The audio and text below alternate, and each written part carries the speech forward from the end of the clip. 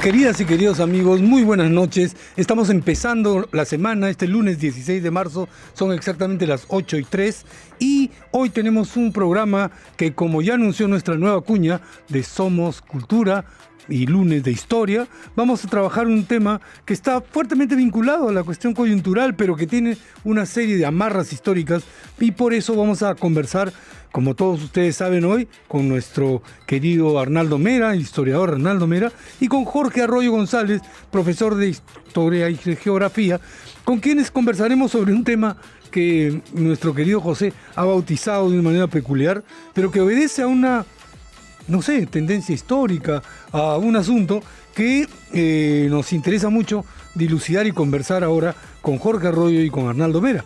Tiene que ver con la maldición de la alcaldía de Lima. Y es una revisión histórica electoral o de la historia electoral en el Perú.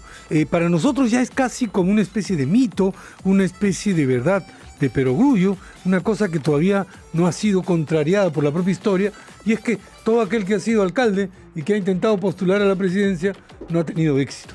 Y entonces ahora tenemos ese caso, vamos a ver cómo nos va, y por eso vamos a conversar con nuestros historiadores en este primer bloque de Somos Cultura, que ya se darán cuenta, se convierte en un asunto en el que revisamos la historia para entender el presente. En la segunda parte estará con nosotros y seguirá con nosotros Jorge y Arnaldo, porque vamos a profundizar algo más respecto al asunto que les digo nos tiene y nos ocupa ahora. El alcalde de Lima nunca fue presidente del Perú, y eso es parte del tema que vamos a tocar ahora. Le atribuyen a Luis Bedoya Reyes ser el primer alcalde al que esa maldición tocó, puesto que el fallecido personaje fue alcalde de Lima en la década del 60 y tentó la presidencia del Perú en el 80 y el 85 sin éxito. Probablemente, como dicen algunos pepecistas antiguos, nos perdimos de tener un excelente presidente, pero la maldición cayó sobre el tucán, que era así como le decíamos a ese político, y adicional a estas derrotas, Bedoya fue nuevamente candidato a la Municipalidad de Lima en 1986, pero volvió a ser derrotado y ocupó en ese momento un tercer lugar. Entonces vale la pena recordar que en esta nueva campaña presidencial tendremos a dos exalcaldes de Lima en competencia: Rafael López Aliaga, de Renovación Popular, que renunció a la alcaldía y que fue elegido en el año 2022, 2022, y Ricardo Belmont, con su resucitado movimiento electoral Obras, quien volverá a tentar la presidencia de la República luego de su primer intento en 1985, cuando ejercía su segundo mandato municipal. Había ganado de manera sorpresiva la alcaldía en noviembre de 1989 y se convirtió por eso mismo en una llamada de atención a los partidos tradicionales de la época. Pocos años más tarde, en el año 2016, el exalcalde Belmont intentaría ser candidato presidencial, pero en aquella oportunidad renunció a ese antiguo interés presidencial debido a la falta de respaldo popular en las encuestas. Había gente que decía: no me acompañan las encuestas, no sigo. Esta campaña pudo haber tenido un tercer alcalde, exalcalde Jorge del Castillo, del partido aprista.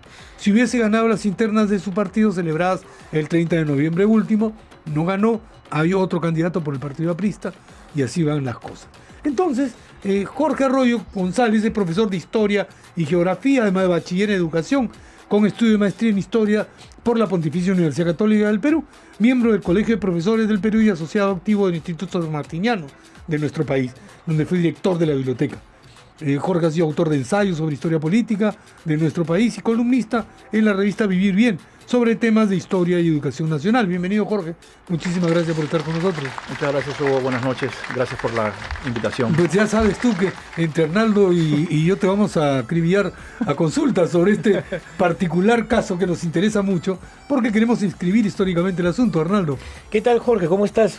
Yo también soy miembro del Instituto Sanmartiniano, y Jorge estuvo a cargo de la biblioteca en una gestión muy interesante, donde pudo él mismo, lo felicito y lo digo para que el público que nos escucha en todo el nivel nacional vea que se puede hacer obra de esa manera. Jorge tocó la puerta a cuanta institución pudo para que nos regalen libros para la biblioteca del Instituto Sanmartiniano, con éxito, porque desaparecía y llegaba una carta de presentación y así logró tener gran número de libros que luego fueron incrementando la base documental. Creo, Hugo, que debemos decirle al público Primero, antes que nada, la importancia de un alcalde, brevemente, ¿ya? El alcalde de Lima o de la Ciudad de los Reyes, en un momento fueron dos, lo hablábamos con Jorge en voz en off, antes de entrar al aire. Esos alcaldes fueron los que a los que recurrió San Martín para validar la independencia nacional.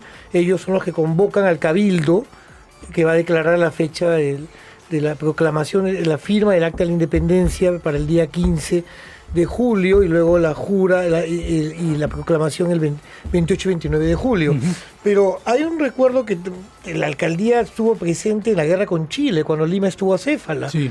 Y gracias al alcalde de Lima, inclusive el saqueo que hubo de la ciudad, se pudo salvar los libros de Cabildo, con los que algunos hemos hecho nuestras tesis, tanto de licenciatura y maestría. O sea, tuvieron que sacar todos los libros de cédulas porque se los iban a llevar los chilenos. Entonces, y luego viene el alcalde de la República Aristocrática, y luego viene lo que sí me tocó ver de niño, ahí sí puedo decir que Jorge no había nacido, que era el alcalde nombrado a dedo por la autoridad del gobierno revolucionario de la Fuerza Armada, y que era una persona ilustre del vecindario. Frente a eso, surge ya el alcalde por voto popular. Por voto popular, sí. Y ahí comienza, a partir de fines del siglo XX, estamos hablando de 1980 en adelante, la primera, o sea, después de que ya salió elegido el presidente Belaúnde por segunda vez, comienza una historia que es la que nos compete hablar ahora. Bueno, ahí yo voy a hacer una pequeña aclaración, porque en el siglo XX hay un primer momento democrático de votación que no es tomado en cuenta, que siempre pasa muy recontra desapercibido, ¿no? Y es que la elección municipal se les extiende a las mujeres con la Constitución de 1933. ¿No? Mira, yo tengo, y olvidé traerla torpemente, la libreta electoral municipal de mi abuela, ¿no? Y que está en blanco. ¿Y por qué está en blanco? Porque mi abuela no ejerció su derecho a votar en elecciones municipales, porque no habían elecciones municipales. O sea, no, así literalmente, no habían elecciones municipales. Hasta que el presidente Belaúnde, en su primer gobierno, en 1963, él convoca para diciembre de ese mismo año elecciones municipales, pero ahí ya ese derecho que habían obtenido las mujeres del voto municipal, gracias a la Constitución de 1933, ya no era, entre comillas, útil, porque ya se había dado la gran reforma de 1955 en el gobierno del general Odría, en el cual las mujeres que supiesen leer y escribir tenían el derecho al voto, ¿no? En cualquier modalidad, no sea municipal, sea nacional, y a ese derecho se le suma, ¿no? Se le suma el segundo derecho, por así decirlo, de ser candidatas, ¿no? O sea, vale decir de elegir y ser elegidas, ¿no? Entonces es importante hacer esa aclaración, que desde 1963 hay elecciones municipales que se renuevan en 1966, y que el general Velasco, a pesar de haber dado el golpe de Estado en 1968, le permite al alcalde Bedoya terminar su gestión municipal. Y luego ya lo que mencionaba Arnaldo, ¿no? En la década del 70 tenemos estos alcaldes de notables que me parece que eso me tocó vivir, porque ¿no? Yo tengo un par de... Hay hasta un alcalde extranjero. Sí, don Estuardo Núñez, que en paz descanse, que es el abuelo de mi amigo Sandro Patruco, también que en paz descanse, fue alcalde de Barranco a dedo, porque era un ilustre vecino barranquino. Entonces lo recuerdo porque lo he escuchado en conversaciones, y muchos de nosotros hemos escuchado, y es una época donde no había democracia, ¿verdad? Entonces, la importancia que yo decía es, esta generación joven que va a votar en el año 80, es una generación... Hay mucha gente que no había votado. No, pues, claro. O sea, hay mucha gente... O sea, es del 68 al 78. A 78, son 12 años. 78, no, pero el 78 se vota para las elecciones... las constituyentes. Las constituyentes. Entonces, hay gente que no votaba. votaba. Pero ahí de la Torre, se hace la Constitución. No, pero hay 10 años que tú has mencionado, no hay conocimiento de vida electoral para la población nacional. Ahí está. Y en esa elección de 1978... los analfabetos todavía siguen marginados. Exacto. ¿No? Bueno, fue un gran debate, déjame decirte. Nosotros lo vivimos, que no se entendía por qué había que darle voto, porque recuerda que el voto antiguamente era un voto censitario, ¿verdad? O sea, el sufragio universal tenía entre paréntesis sus limitaciones, ¿verdad? En el Perú fue muy, muy progresivo, y a diferencia de otros países, el Perú nunca tuvo un movimiento sufragista ¿no? Ni a favor de los analfabetos ni a favor de las mujeres. Se confió mucho en la educación. Entonces, porque esta idea del voto censitario surge en la república llamada aristocrática, claro. En el gobierno de Nicolás de Piérola en 1896. Él da una ley electoral con la cual el derecho al voto es exclusivamente para las personas que saben leer y escribir, y solo varones. Y hay que esperar hasta hasta la Constitución de 1933 en que se da este voto municipal a las mujeres, pero solamente aquellas que saben leer y escribir. Y se tiene la idea de que las elecciones municipales como que son fáciles, ¿no? O sea, fácil de entender qué es lo que está pasando y que la mujer todavía no está preparada para una elección mayor, como vendría a ser pues, la elección presidencial. Pero que tampoco se da en esa época. Yo quería mencionar algo que tiene que ver con lo que hace un momento tocó Arnaldo. Y es que, claro, a mí me tocó ver la campaña municipal de Bedoya Reyes, estudiando primaria en Miraflores, y viendo cómo esa campaña se llevó a cabo y ganó, ¿no? Del 63. En el 63. Yo viví la campaña de Orrego, impresionante. La viví en el sentido que yo estaba en el colegio, estaba en secundaria, pero se veía a la gente hablando en las calles. Hoy en día eso se ha perdido porque parece que el debate se ha ido a las redes sociales. El nivel claro. Se han mudado del foro, de la plaza. Y yo recuerdo ir a comprar el pan a la panadería en Miraflores y estar escuchando entre los vecinos hablar de los candidatos, que bueno, podría ser simpático, claro, diciendo hoy en día en cualquier distrito de la ciudad o del Perú, que algún vecino diga, bueno, yo sé esto ha hecho tal, pero ahora, como lo dice Jorge, todo se ha ido a las redes. Sí. Ahora, es interesante porque esa elección del 63 fue una en el que el Partido Popular Cristiano, que era una decisión de la democracia cristiana. A ver, por ahí vamos a aclarar. Qué interesante. En 1963, Bedoya gana la elección, pero como democracia cristiana. Y él repite como ni siquiera existe el PPC. Y él en el 66, cuando gana la elección en noviembre, él gana todavía como democracia cristiana, y el rompimiento de Bedoya con Cornejo Chávez se da al mes siguiente, en diciembre. Y es por eso que en el artículo que he publicado al respecto, yo sostengo de que el PPC definitivamente, y con todo el respeto que tengan los PPCistas, ¿no? Porque son demócratas a carta cabal, nunca han ganado una elección importante en Lima, pues, ¿no? O sea, ganó la democracia cristiana, ¿no? Ajá, ok, qué interesante, porque además Cornejo Chávez se escinde, se va. El que se va es Bedoya. Cornejo Chávez se queda con democracia cristiana y Bedoya funda ahí el PPC. El PPC en 1966. Entonces, a partir de ese momento, las dos alcaldías de Bedoya instalan la idea posterior de que el PPC es un partido municipalista. Claro. Y solo de Lima. Claro. Nunca trascendió. Bueno, yo quisiera decirle también al público ahora, y brevemente, nos estamos escapando del tema, pero ¿cuánta gente estuvo en contra de hacer el Paseo de la República? Lo llamaron mal llamado el Zanjón.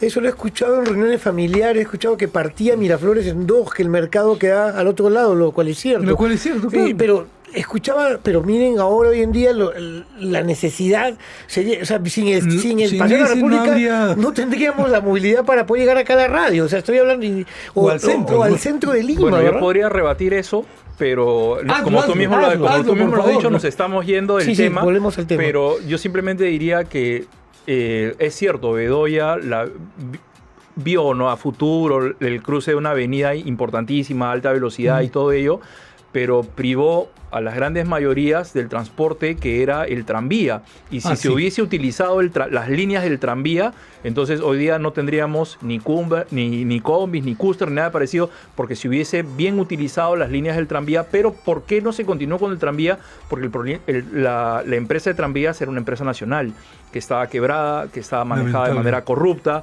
Entonces es por eso de que se optó por no seguir con la línea del tranvía.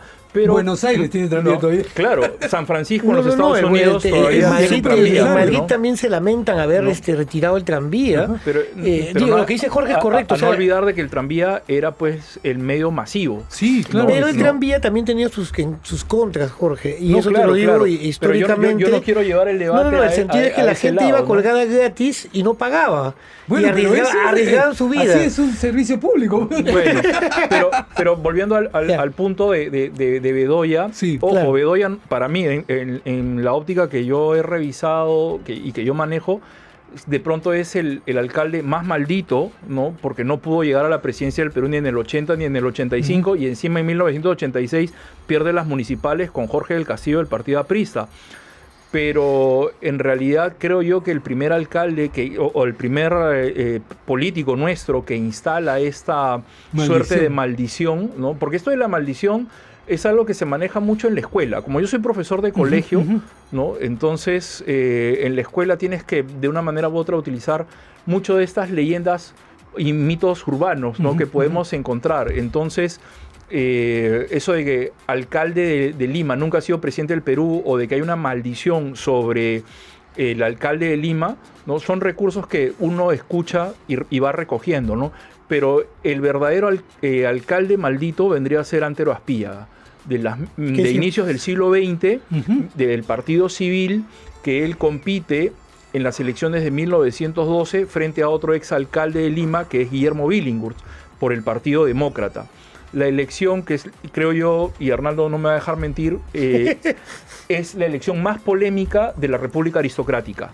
Es que en realidad... No, porque termina mal, no se le reconoce el triunfo a Billinghurst, tiene que decidir el Congreso de la República, y bajo un acuerdo que hoy día todo el mundo diría, no, repartija, y acuerdo por lo bajo, porque Billinghurst termina aceptando que el hermano del presidente de la República, Roberto Leguía, sea vicepresidente de Billinghurst.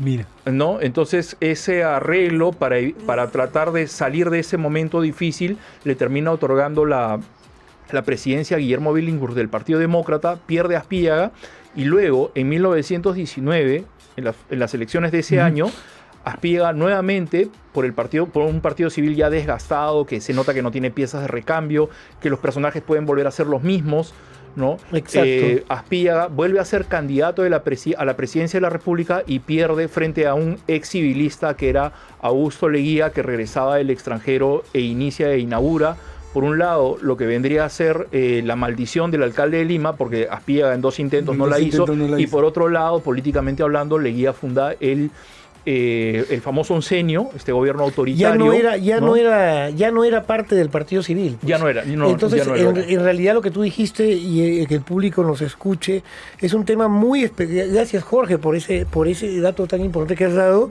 La elección de 1902, la elección de Billinghurst, marca un punto de quiebre entre el pueblo, que ya no quiere el régimen aristocrático, y el régimen aristocrático que quiere aferrarse al poder como algo de antiguo régimen. Es lo que ha explicado muy bien Jorge. ¿Es una Lima de cuántos habitantes? ¿200.000? No, ya un poco más de 1 millón. Ah, mira. Y gracias al trabajo de este colega joven, historiador, joven para mí, José Ragas, que ha trabajado un libro sobre Lima Chola, que desgraciadamente lo invitamos, pero no pudo venir porque ya volvía a Chile, creo.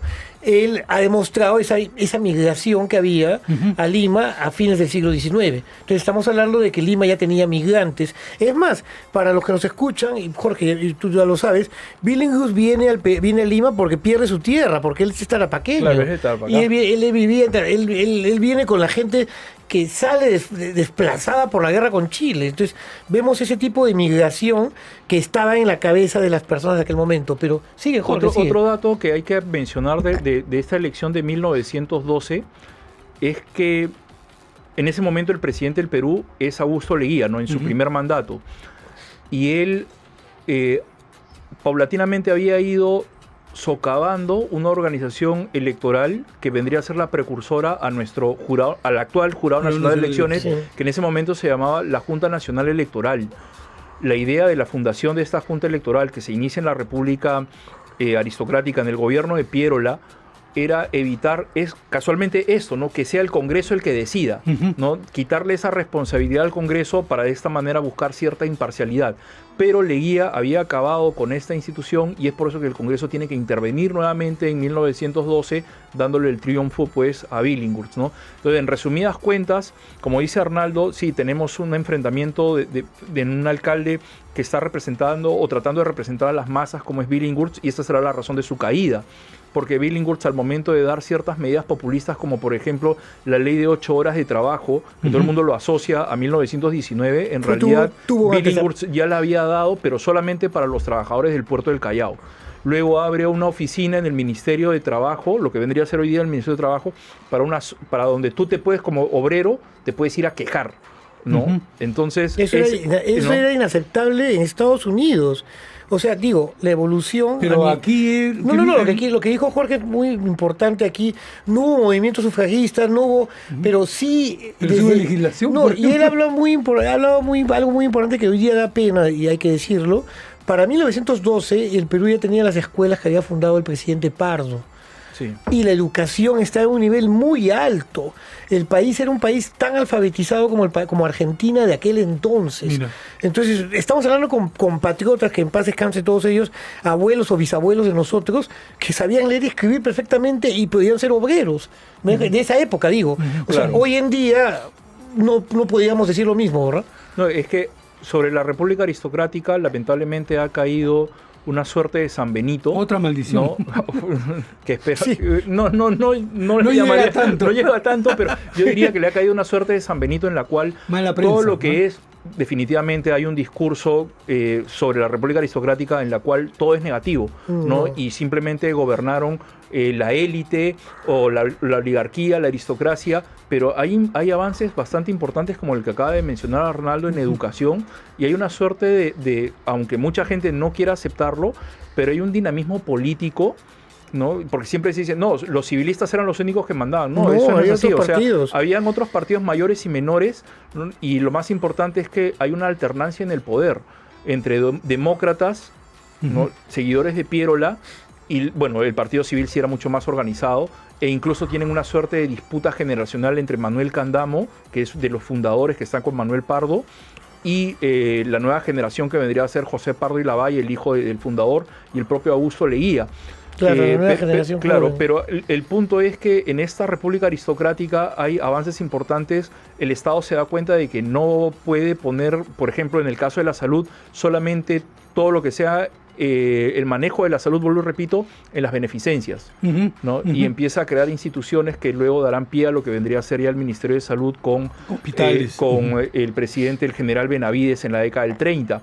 Y es más, Benavides recoge o haría lo que hoy día le llamaríamos un segundo piso, porque Pardo hace mucha escuela primaria. Claro. Con Benavides es escuela secundaria, y con Prado, en el segundo gobierno, la educación universitaria se populariza, tanto así que tenemos más universidades nacionales como la Universidad Nacional del Centro, ENICA, reabres mi querida Universidad San Cristóbal de Huamanga, ¿no? Pues, he estudiado ahí algo de pedagogía, pero el punto es que la República Aristocrática está llena está llena, creo que es una exageración, pero sí tiene muchas cosas, ¿no? Importantes, aportando. Que de una manera u otra le han perfilado lo que es el Perú de hoy. Sí. Bien, miren, qué entretenido que está esto y qué buena dupla hacen ustedes para hablar de historia en este tema que está relacionado con la maldición de los alcaldes de Lima que no llegan a la presidencia. He hablado ya de dos, ¿verdad? Píllaga, que era poco conocido por, creo que el público que nos oye, y Bedoya Reyes, que algunos han visto porque ha sido muy longevo. Claro, una figura centenaria. Es una figura centenaria que alguno que otro ha tenido que verlo, dijo, en algún momento de su vida. Sí, el viejito, no. El Tucán era un hombre que daba discursos. Un gran orador. Sí, era un gran orador. Tenemos que cortar nuestro programa por la mitad. Ahora acabamos de llegar al fin del primer bloque, pero en el segundo bloque vamos a seguir conversando con Jorge Arroyo González y con Arnaldo Mera sobre la maldición de la alcaldía de Lima, una revisión histórica o una revisión de la historia electoral de nuestro país. Volvemos en un momento.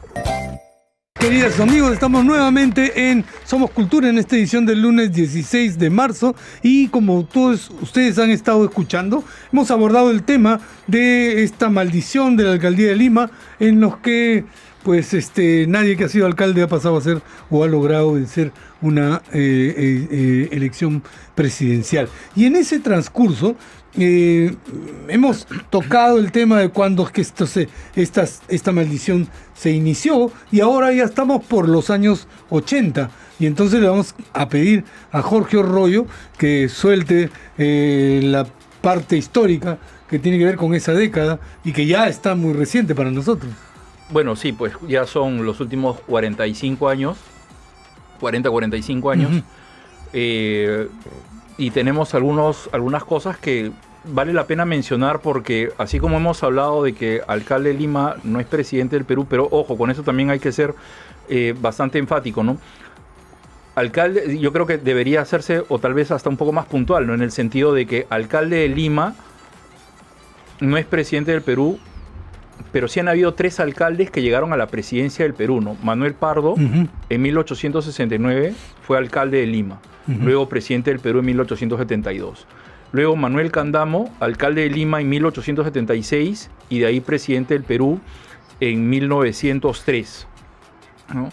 Y él fallece en el cargo. Fallece el 4, ¿no? al año siguiente. Entonces, el último ha sido Billinghurst, de quien estábamos conversando, ¿no? Que él es alcalde de Lima en 1909 y luego presidente del Perú en 1912. ¿No? Pero ellos han sido alcaldes de Lima, gobernaban un año y eran elegidos no por voto popular, sino eran elegidos por una junta de notables, ¿no? Ahora, ¿a qué se debe esto? Porque la alcaldía de Lima, o las alcaldías en general en todo el Perú, han tenido una suerte un tanto rara, ¿no? Arnaldo mencionaba esto de las alcaldías, de la doble alcaldía, ¿no? En una misma ciudad, uno se encargaba de funciones, vamos a decir, más políticas, y el otro funciones más ediles, como el recoge de la basura, el otro tenía que ver con puntos de el ejército, ¿no? O la guardia baja, ¿no? Lo que hoy día le llamamos la baja policía se le llamaba, ¿no? El otro tenía que ver con asuntos, pues, de ornamentación, ¿no? Entonces, esa figura, incluso, como bien mencionaba Arnaldo, funcionó hasta la llegada de San Martín, se va a Bolívar, y la Constitución, una de las tantas que hemos tenido, suprime la figura de los alcaldes, la de 1838, me parece, ¿no? 39. Hasta que la de 1856, la de Ramón Castillo, reanuda la figura del alcalde, y ahora de la municipalidad, de la alcaldía, y aparece, pero ahora solamente tenemos un solo alcalde, ¿no? Y ahí el papá de Manuel González Prada, ¿no? Y aquí yo he tratado de jalar un poco la figura, ¿no? Porque el papá de González Prada fue alcalde de Lima, ¿ya? Pero su hijo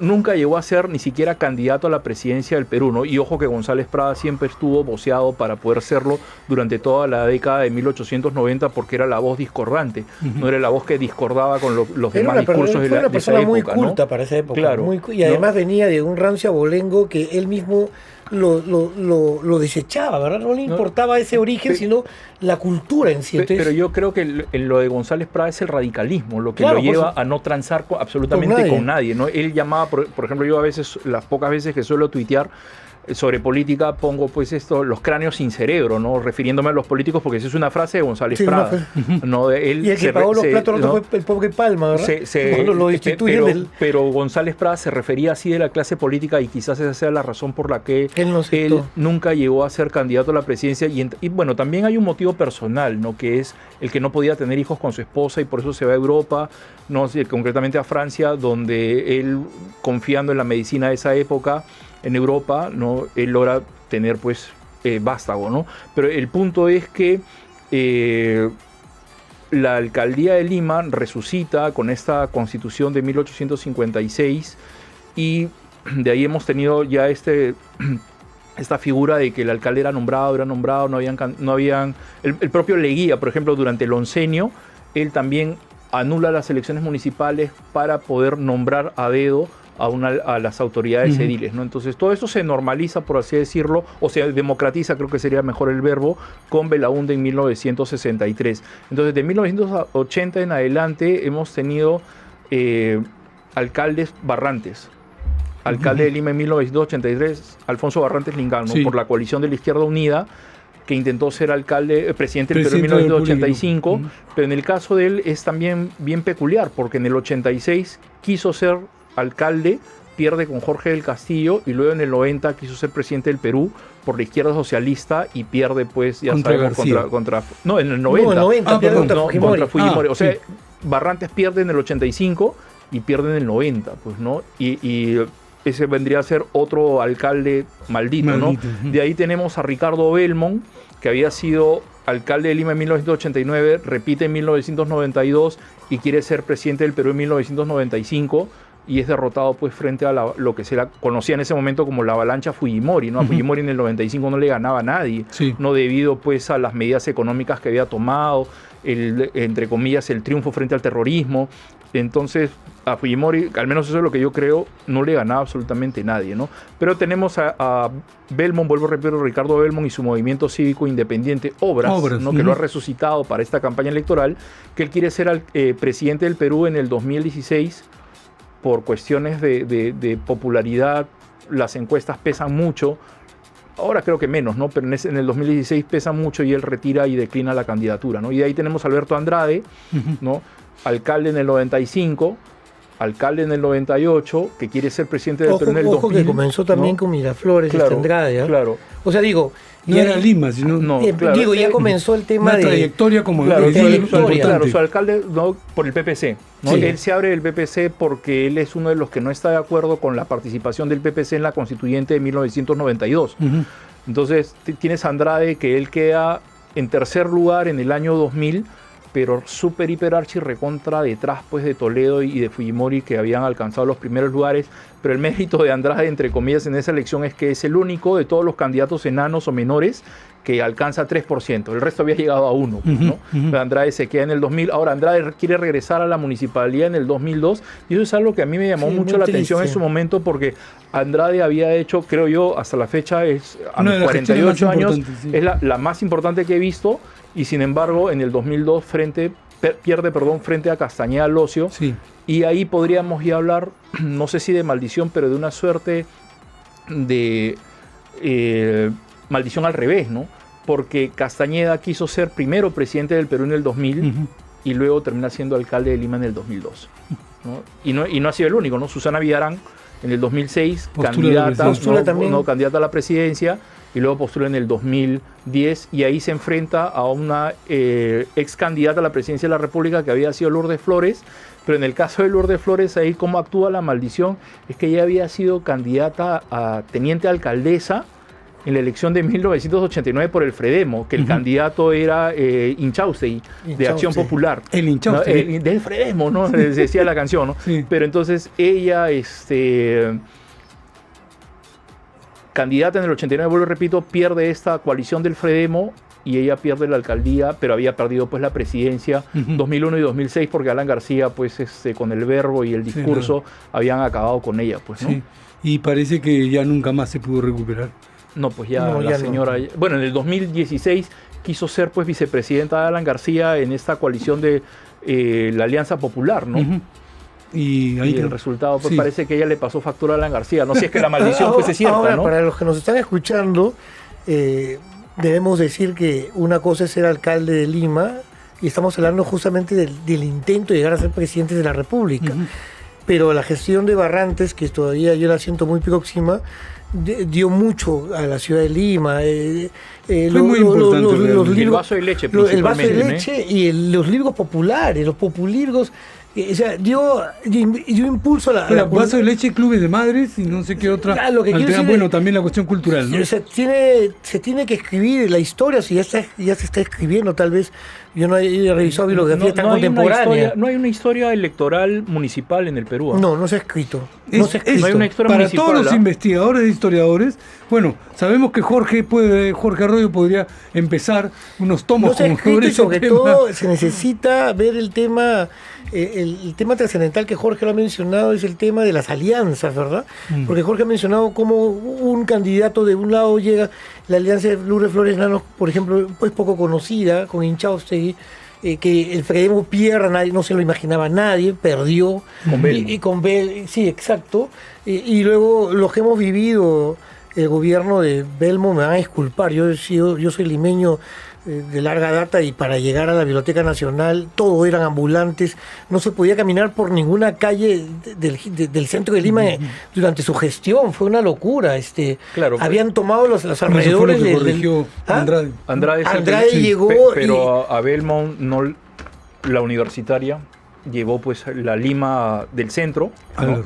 hasta el cono norte, sí, pues no lo que pedía es el cono norte, o sea, ese es un avance. Y además la primera ciclovía de Lima de tramos largos es gracias a Belmont, ¿no? En su primera, mi alma mater que se oponía a destruir el camino Inca, que impedía unir a la universitaria con la avenida La Marina, que existía un camino Inca que tuvo que desaparecer. ¿Lo tenemos dentro de la universidad? O sea, como la universidad ya había sido cercada, tú te debes acordar de ese camino Inca que impedía. Todavía está ahí, pero ha quedado una parte, pero la alcaldía, y ahora nadie se acuerda que por ahí había un camino Inca, y todo ya une. Ahora, en el siglo XXI, ya hay una serie de variables diferentes que están relacionadas con probablemente la continuidad de la maldición.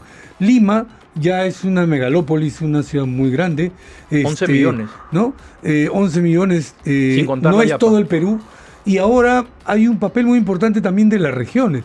Entonces, un alcalde de Lima no necesariamente tiene, por último, visibilidad en las regiones acerca de su trabajo político y de las obras que pueda hacer, como para proyectarse como un eventual potente candidato a la presidencia o candidata a la presidencia. Bueno, eso definitivamente concuerdo contigo, ¿no? Eso le resta bastante, ¿no? O sea, Lima es tan complicada porque es transporte, o sea, para empezar, en la escuela se nos enseña de que el alcalde tiene ciertas funciones, ¿no? Que tiene que ver con transporte, ornato, limpieza y para de contar, ¿no? Sí. O sea, tampoco es que tenga grandes funciones, no tiene grandes funciones, ¿no? Pero miren ustedes cómo a pesar de eso se construyeron estas escaleras por todos los distritos populares. O los hospitales de solidaridad. Claro, exacto. O sea, se han tratado... Y estamos hablando de temas que no les competen, pero que han intentado hacerlo. Y además el público reaccionó positivamente. La gente que vive en los cerros... Son necesarias. Son cosas que uno necesita, pero parece que a la hora de recoger los votos no termina de convencer, ¿no? Ahora, volviendo con esta lista de candidatos, yo creo que no podríamos dejar de lado a la señora Mercedes Cabanillas, que ella intentó las dos cosas y no ganó ninguna, ¿no? Candidata a la alcaldía de Lima en 1989, ¿no? Y candidata a la presidencia del Perú en 1995, que quedó en tercer lugar, un 7%.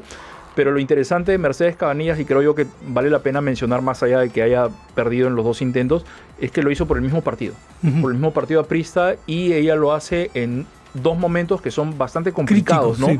El 89 con la hiperinflación, y por el otro lado en el 95 cuando el partido aprista estaba pues súper, hiper, archi, recontra disminuido, ¿no?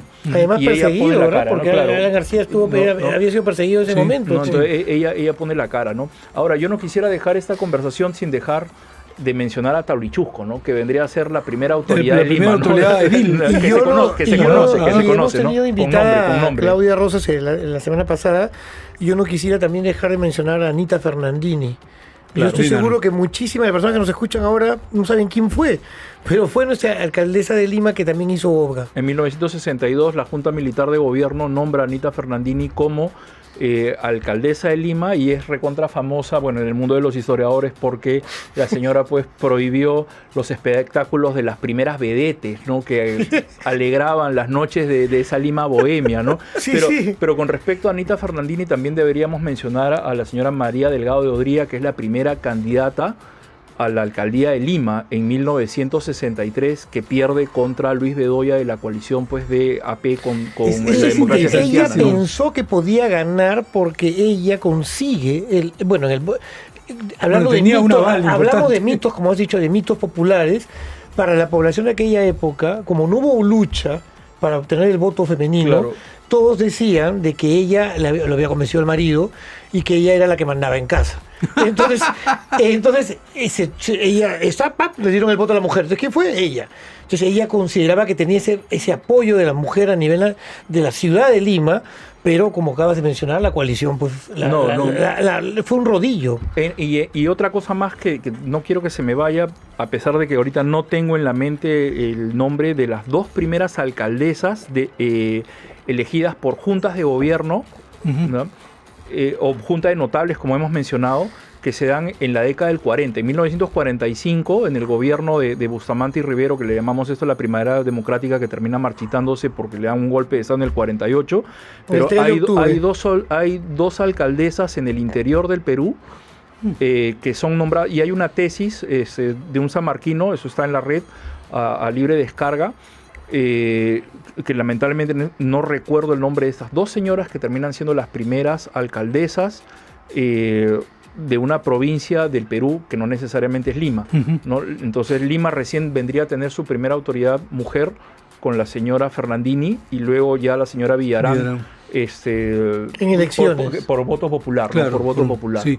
Bueno, fíjense, este análisis que se ha hecho aquí sobre esta etiquetada maldición de la alcaldía de Lima y que algunos de los que postularon después de haber sido elegidos alcaldes por a dedo o por votación popular, no necesariamente es tal, ¿no? Hay que mencionar también al joven alcalde de La Victoria que dejó el cargo pues para... Forsyth. Sí, exacto. George Forsyth. Yo esperaba que lo mencionaras.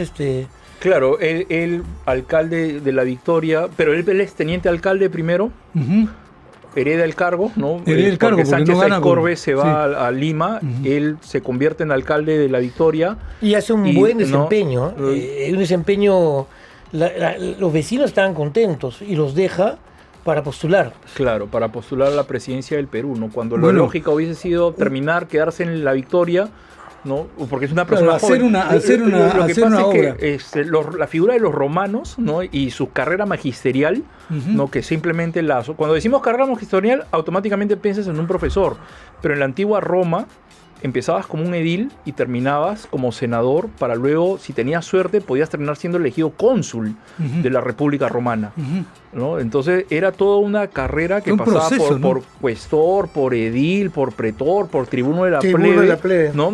Que era un defensor del pueblo, ¿no? Entonces Mesala es eso, ¿no? Por eso es que Ben-Hur, en la famosa película, ¿no? Él está cumpliendo su cargo, ¿no? Como defensor del pueblo porque hay un ataque a una autoridad romana, ¿no? Entonces, pero el punto es ¿no? De que nuestros políticos han, no sé si olvidado o desconocen o lo hacen adrede, yo no lo sé, que ¿por qué no empiezan con un cargo pequeño? Eres teniente alcalde de tu distrito, alcalde de la provincia y luego, bueno, ya puedes saltar al ejecutivo porque tienes ya una mirada mucho más amplia, tienes experiencia, siendo joven, ¿no? La señora Nadine Heredia, con todo el respeto que se merece, más allá de la situación que ella se encuentre, ella cometió ese grave error, ¿no? Era una figura importante en el 2011, tranquilamente pudo haber esperado al 2021, si eres súper joven, para ser presidente de la República, ¿no? Te preparabas, pero el afán del poder político, el afán de querer mandar, de querer estar ahí, te termina absorbiendo y se deja de lado esta idea de ser un ser, porque la carrera magisterial romana era una carrera de servicio.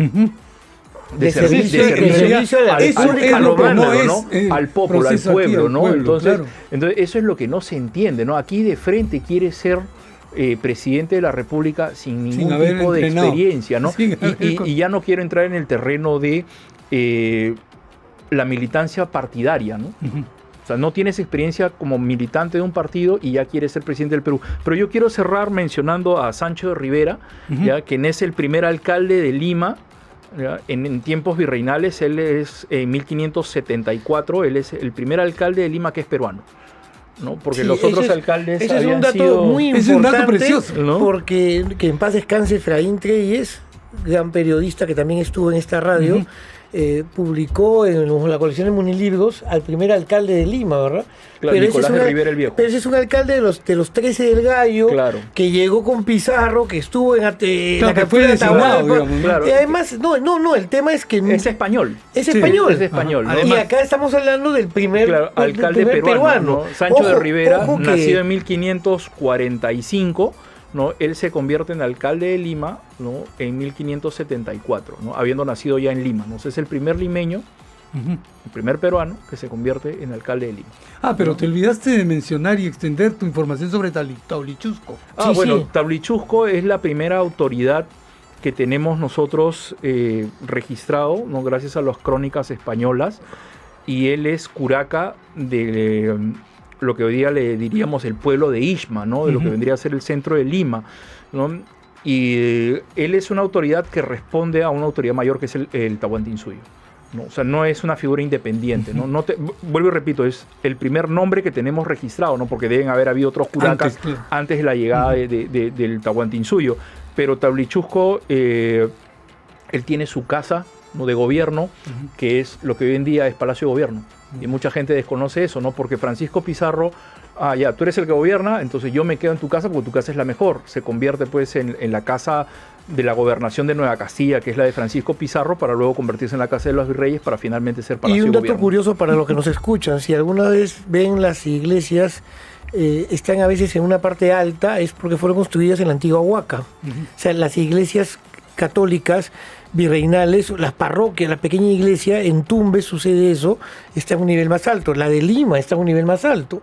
Entonces corre a la visión de establecer el poder religioso en el donde fungía antes. Bueno, en México eso se ha encontrado al costado de la catedral, o sea, el Templo Mayor, ¿verdad? Una maravilla, eso se encontró en los 80. Pero Jorge, te felicito, sigue, antes de que sigue dándonos más estamos por llegar al final del programa, tenemos que darle a Jorge la posibilidad de poner la cerecita. Bueno, en el Pisco Sour, ¿no? Bueno, Antonio Gutiérrez de la Fuente es un personaje con el que yo me llevo súper mal porque él termina dándole un golpe de estado al primer presidente constitucional que ha tenido este país, ¿no?, que es José de la Mara en 1827. Él gana las elecciones, bueno, que son indirectas en el Congreso, pero es el presidente constitucional del Perú. Dios quiera que el próximo año pueda publicar una suerte de primer libro, no sé, con respecto a estas elecciones de 1827, porque es un bicentenario, ¿no? Pero el caso es que Gutiérrez Lafuente es uno de esta triada del mal, junto con Andrés de Santa Cruz y el propio Agustín Gamarra, que le dan el golpe de Estado.